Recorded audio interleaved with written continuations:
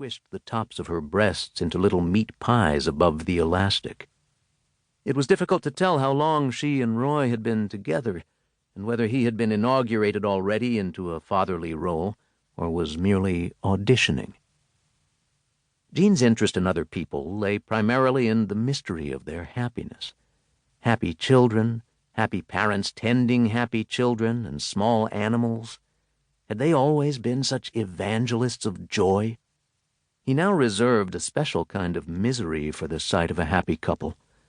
This particular human configuration seemed to have been invented to draw out the despair in everyone else.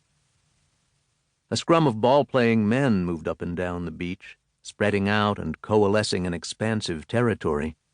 You could smell them before they passed by, and again afterward, a mass of warm air cabbagey with sweat. Even men who didn't play sports in their regular lives, the ones with the narrow, bony chests, white as the bite inside a pickle, even they would play with a ball at the beach. Every now and then, when they stampeded across a blanket, some lifeguard would stand up and bullhorn about it. When Jean was in college, the lifeguards on this beach had been lazy party boys, scornful of enforcing rules made by somebody else, especially the state of New Hampshire. On their breaks, they smoked cigarettes and sipped beer from bottles in paper bags. But something had changed. Now the beach seemed part of a larger state public service effort to deliver a serious message about health and safety. Last summer, a mobile health clinic had been stationed in the parking lot, and to get to the beach you had to pass cheerful volunteers in matching T-shirts, handing out flyers promising various free screenings. It had been one of the last memorable fights between him and Maida, a fight that began when one of the volunteers asked if she could give them a flyer, and Maida said yes, and he said no.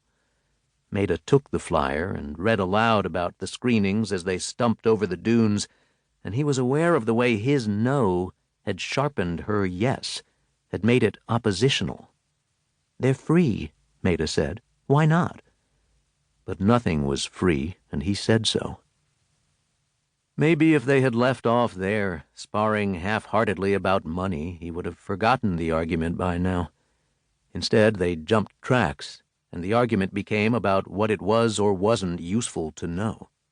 If you could know something, Maida said, she didn't understand why you wouldn't choose to know it.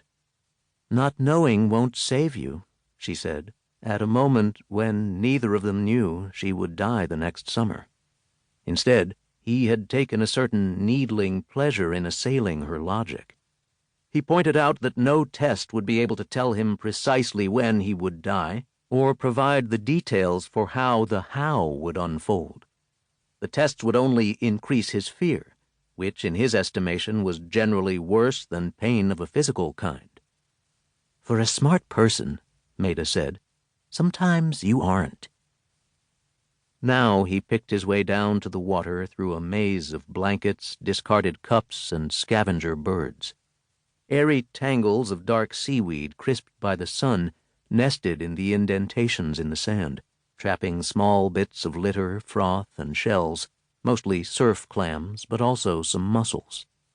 When he was 10 years old, the year his father died, Jean had gone to the beach for a week with his father's family, the French-speaking aunts, uncles, and cousins who came from the same small town in Canada, and his cousins had told him the secret that if you held a seashell to your ear, the ocean would speak to you.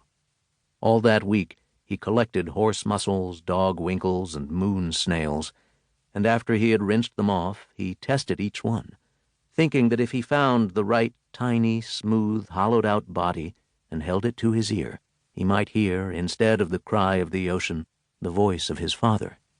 It astonished him that even now, more than 60 years later, he couldn't see a seashell without experiencing the flicker of an urge to pick it up, in case the shell was the one that would return his father to him. A woman in a sun hat and slacks sauntered toward him along the edge of the surf. Some aspect of her gait triggered a flash of recognition, and the seas inside his cells rose in response. For a fleeting moment, the woman was Maida.